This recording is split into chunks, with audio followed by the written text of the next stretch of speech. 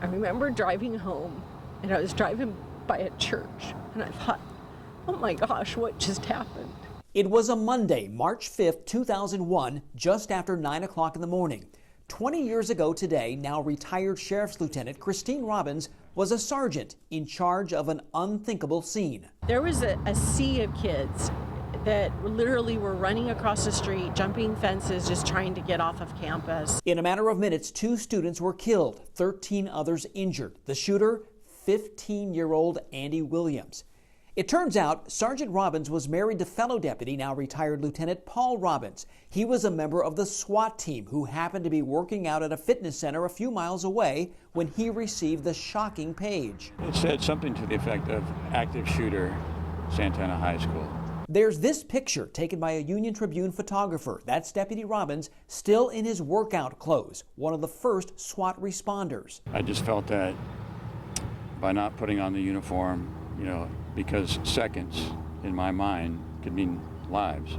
I just wanted to be able to respond, equipped to stop the threat as soon as I could. The Santana shooting happened almost 2 years after the horrific shooting at Columbine High School. After that incident, local deputies held active shooter training drills at a high school. At the time, the Sheriff's Department's policy was for deputies to stage at a scene and wait for the SWAT team. Christine Robbins recalls posing the question, what if it happened here? She remembers the response of one deputy, Ollie Perez. Ollie Perez, who was one of the first responders that went in to the school, he says, I don't know about the rest of you, but I can't stand by and let kids get hurt or shot while we're waiting for resources. I'm going to go in. I talked to my team and said, I don't know about you guys, but I'm not waiting while kids are getting shot. We're going in. And that was all of us together. As fate would have it, now retired Deputy Perez confronted and would be the one who handcuffed the shooter. Perez was one of the first deputies to go on campus. Unbeknownst to us at the time, is we were on one side of a wall.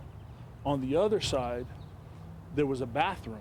This is the bathroom where the shooter fired on several students. He would reload, step outside, and fire again before finally surrendering. He was really calm, and I'll never forget this as long as I live. He was really calm, and he kind of smiled, and he's like, it's just me. I'm the only one.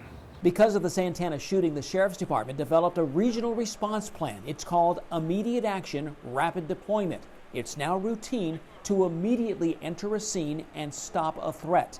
It's exactly what the Robbins, Ollie Perez, and a team of other first responders did that day 20 years ago. It absolutely saved lives. Emotionally, there's not a time that I drive by Santana High School. I mean, I'm a resident out here in East County.